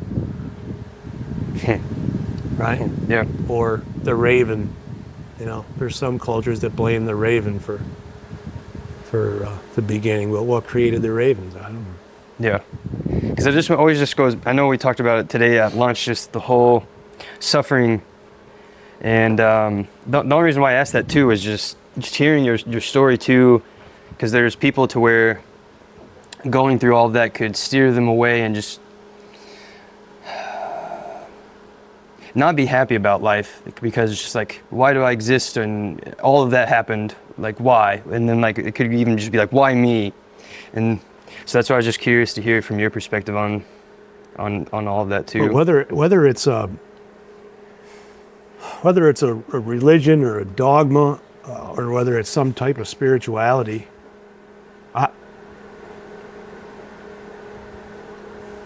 we can't explain it. I can't explain why a locust tree can feed a plant hundreds of yards from itself. They've proven this stuff, that tree can move nutrients to another plant through a web, through this biological web. A Tesla car is pretty cool, but that's nothing compared to that. Or any microcomputer or any AI thing we can do. I remember the first time I learned, whenever trees learn that there's dying trees and they go through the roots to try to help revive it or save it, that blew my mind. Well, I planted a cover crop out here. There's a cemetery in the middle of a 10-acre field that has locust trees that are probably 100 foot tall. It's been they were burying people there in 1790. So it's always been there. It's always been locust trees. It's on a gravel knob. So the cover crop that surrounded that cemetery was the best cover crop on the field. There was one section that was even better because it had a little shade and that was a dry year. But it was because it was gathering nutrients from the trees, right? So when we graze cattle and we want to move nutrients, we struggle with, well, this year we're going to move nutrients from the hedgerow down to the creek, and then this year we're going to move them from the low line by the creek up to the trees. Because, down here we bale grazed, and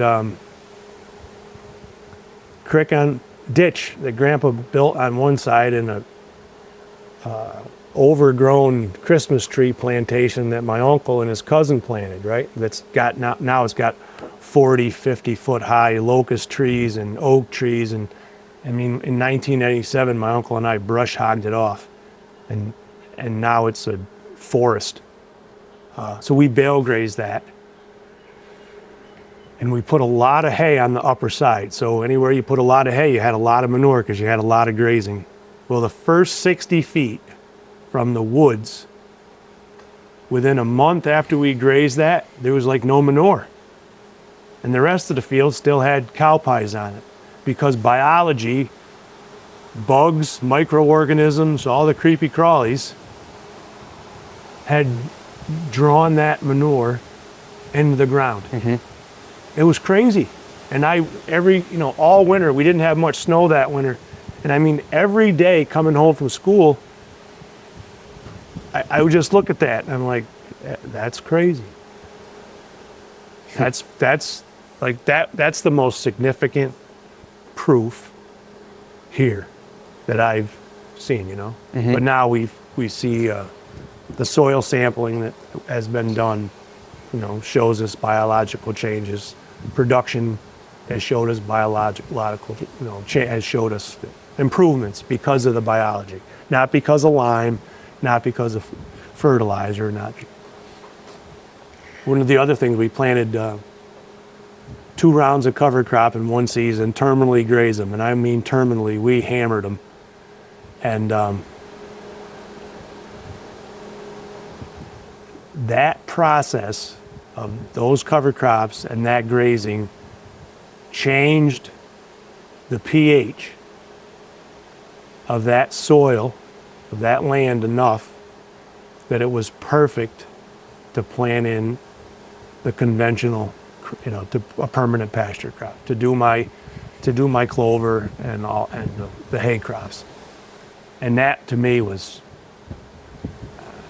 but if you want to change pH, you call the lime truck. The guy that's got the lime truck, that was, you lime it the last year you're having corn on it. Mm-hmm. Hope it's in the ground far enough that when you put your alfalfa in, your pH is right and everything pops the way it's supposed to be.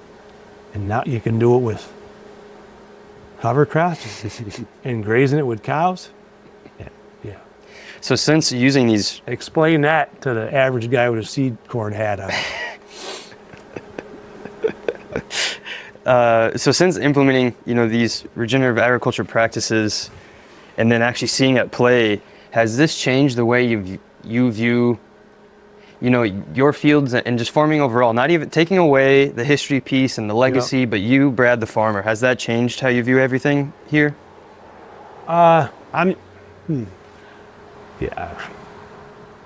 It's more positive for me. I made the decision when we were transitioning from the cash flow from leasing land for corn ground or soybean ground. I'm the guy that said no more, because we had a 5-year plan, and the second year into the plan I said no more. I'm not shutting my windows again for the Caravelle truck. I'm all done. We're gonna figure this out. You know, that $25,000 or $30,000 that it was, we just got to figure that out. I'll go do something else to make 30 grand, but I'm not gonna do this anymore. That was an emotional decision too, for me. It wasn't this warm and fuzzy, I don't like glyphosate, or I don't like prowl, or I don't like all the other fancy names they come up with, death. It wasn't from that idealistic warm and fuzzy place. It was from, I'm just sick of this shit. Yeah. I'm just tired of it. It's not doing nothing. And I've driven everywhere there is to drive on this farm. Every season of the year, I've spread manure every day for years. And I can always get a load of manure somewhere. The year that we had soybeans, I was on the road up here and it got icy and I lost traction and I had to back up my spreader and I wanted to get off on the side a little bit to keep going. And I had to back my tractor or the manure spreader into a soybean field. That was my first year that they'd had soybeans here. And soybeans, you just plant soybeans, you till the shit out of it, you plant soybeans, you spray it with Roundup a couple of times, and you harvest the soybean crop, and there's nothing left but this gray organic matter. Well, when I backed the manure spreader onto that corner of that soybean field that I'd driven over in the wintertime, of course the ground wasn't froze, but corn stubble, you usually have some tilth left. The manure spreader went I went from road to soybean field, and the manure spreader went right out of sight. And I didn't know nothing other than my spreader was stuck. But fast forward a year later, you found out that everything's dead in the soil. Everything's dead. The sponge is gone. You've got nothing but slime. Aggregates, that was a new word. That was the end for me. I'd had enough. No more. Your land's like mush, dead. You got green stuff growing everywhere, and you got weeds. You find out that weeds are medicine, and cows eat what they want as long as they're at the right stage. And you watch little calves eating a multiflora rose bush, and you ask Alan Williams why the calf eats the multiflora rose bush, but the cow won't. And the calf can get something out of that leaf because of how little it is, where the cow, the time it takes to consume it doesn't equal the benefit, right? And that goes for all the weeds and all this. Yeah, it's just a different way of looking at stuff. Yeah. It's life instead of death. Yep, absolutely.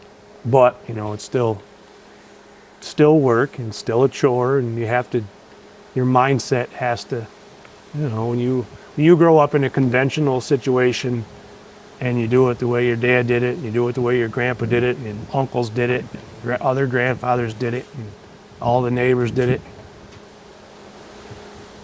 You still have a mindset that you have to work through. But the other thing I was blessed with, my grandfather and my father never did it the way everybody else did it anyways. So you did your own thing. You didn't care what the neighbors were doing. Yeah.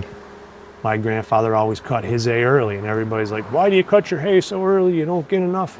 You don't get much hay. My grandfather had asthma. He cut his hay. He had to cut his hay before the blows came on, or he couldn't do his hay.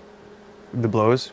When the pollen comes off and the air is full of green, right? He had to get it in before it was even close to that.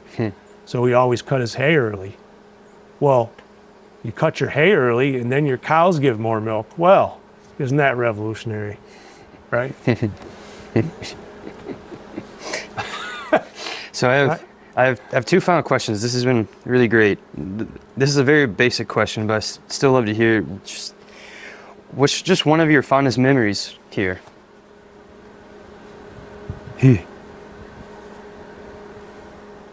fondest memories. I don't know. I'd have to break it out. Can you give me how about childhood? Yeah, let's do that. I don't know. It'd probably be summer.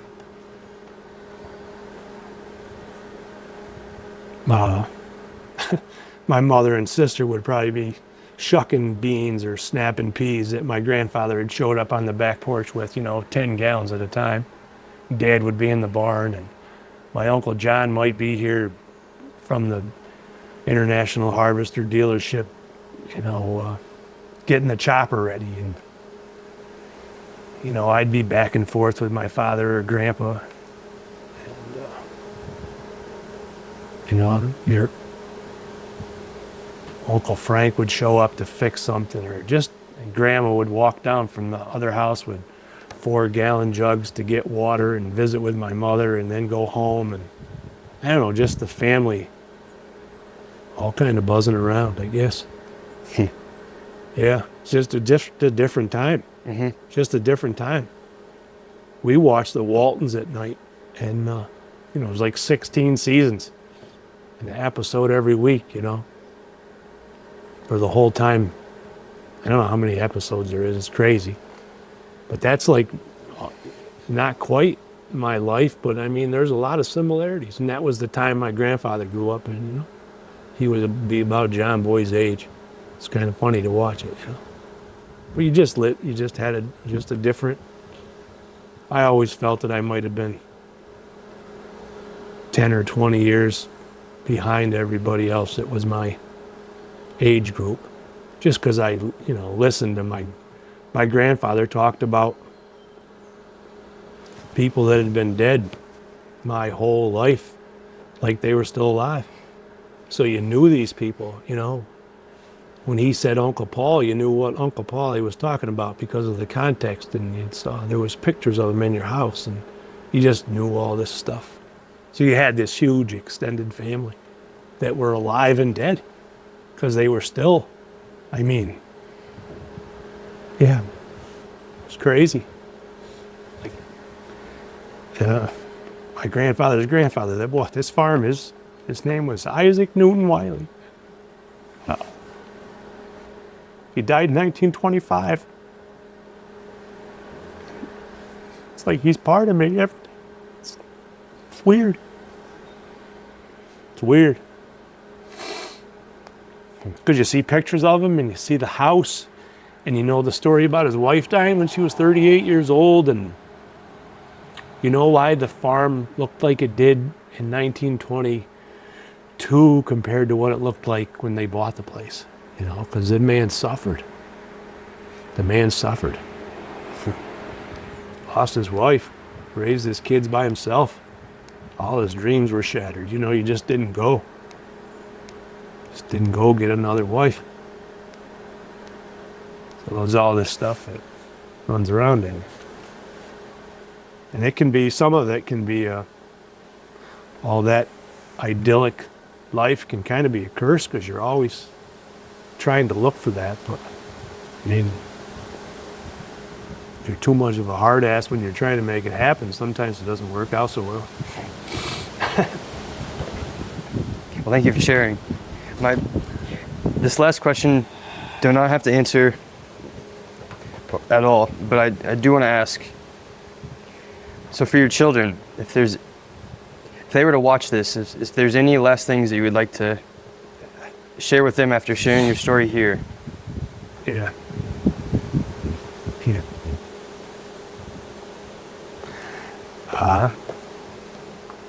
My grandfather never told anybody he was sorry. Never. Didn't matter what he said, who it was. He never said he was sorry. And I think that's the first thing that I would say to my kids. And their mothers. Because it wasn't easy for any of us. For me. And them. So. And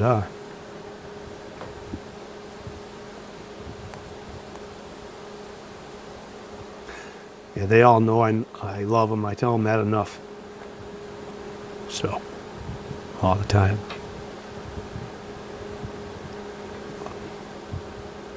It's tough. It's tough being a kid, and it's tough being a parent. And we don't learn from.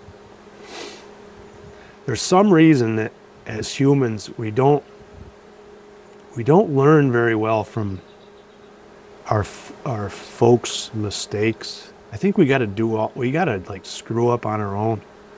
We got to make these mistakes ourselves to learn anything.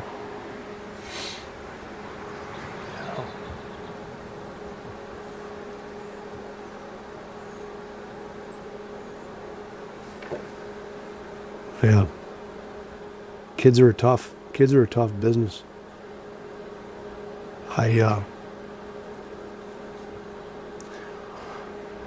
When I was getting a divorce the second time, I had a really bad interaction with the older partner in the law firm I was dealing with. I hadn't been billed properly by the lawyer that I was dealing with. He had dropped the ball. So when the boss found out, he sent me this nasty letter that I hadn't paid, and well, I got real grouchy.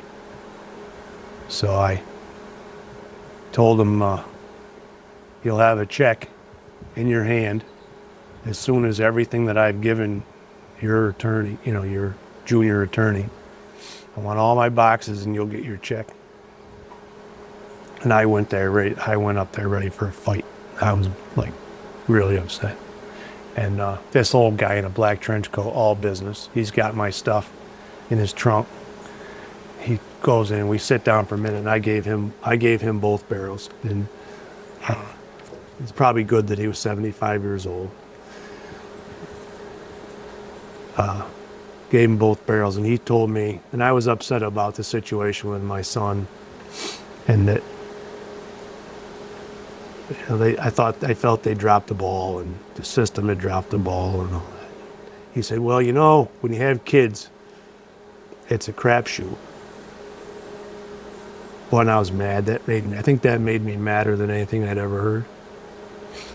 But you look at, I'm not saying kids are a crapshoot, but you look at families, and you have functional families, dysfunctional families, and families in between. And the kids are all, you can come from the most functional family that there is, and you can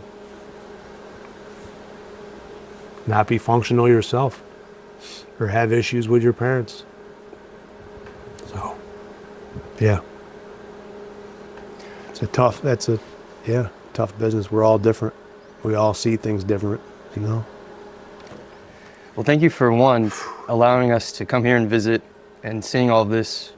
And then two, because I'm assuming this is your first time you've sat down individually. Yeah, I've done some visiting, but I've never sat down and done anything like this. Well, thank you. I know this was not hard, that was not easy to share. And this is why I'm doing all this. You just sharing the whole legacy aspect, because we hear that all the time with farming and ranching, but you just shared what that is. And I'm trying to get that in the heads of the people to actually care, because this is by design being stripped away. And even for me, like from the historical standpoint, that's why it's so infuriating for me, is because at the end goal is to not own any land, and all the powers that be own all the land, and they own who's growing what and all of that. Well, we tried that before, and there's a few kings that got run out of Dodge for it. Yeah, it's just not the way it's supposed to be here. No. We need to be in control of our own lives, and there's no reason that the government has a role to not protect us from ourselves. I mean, the role is to protect us so we can go about our own business and live our own lives and not have to worry about chaos every day. But we should be on our own, making our own way, and not. I mean, yes, a man should want to rely on his spouse, but after that, I mean, people need to rely on themselves. We need to rely on ourselves. You need to, yeah. Men, women, children, you need to have skills and rely on yourself. And that starts with going to actually visiting a farm and talking to one, in my opinion. So thank you again. You travel around the country and you talk to farmers. I mean, there's a lot of character out there. There's a lot of tough people out there. There's a lot of mentors and a lot of people to emulate. And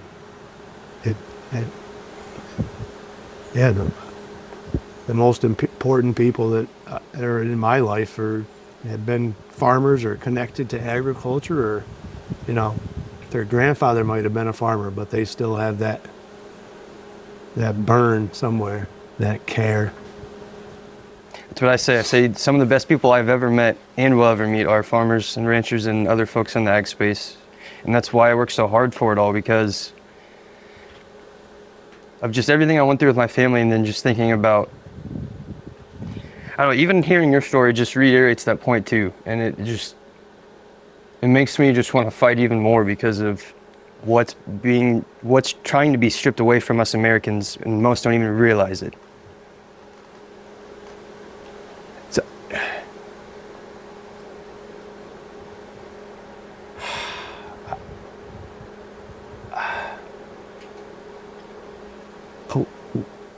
life is I think it's designed. Our life is designed to be a struggle. We're conceived. We're formed in this body that's walking around living their own life. You know, you take your first breath. I mean, if your mouth isn't cleaned out, you're gone. You know what I mean? The struggle is what makes us. That's what made me. So I don't know, sometimes you just have to come to grips with struggle. And whether some make you tough, make you strong, make you a little harder, make you a little more resilient. Well, my grandfather wasn't tough. He wasn't hard. He wasn't resilient. He was just, yeah, he was all those things, but he wasn't that way. They were just that way. Mm-hmm. He didn't think about himself as tough or resilient. Or my father could outwork any man he was rugged. I mean, raw boned, rugged, sit on an open station tractor, bale 16 loads of milk cows, bale 16 loads of hay, work his ass. He'd be black. And he'd have scars all over him, and, you know, just tough. But, I mean, it's what you did. It's what you did. There's no bravado or macho or not, you know, it's just this is what you did. Yeah, yeah. You know? Daisy. I think we can end it at that. All right. Thank you. Thank you. I'm your host, Ryan Griggs. Visit www.theregeneration.co to learn more.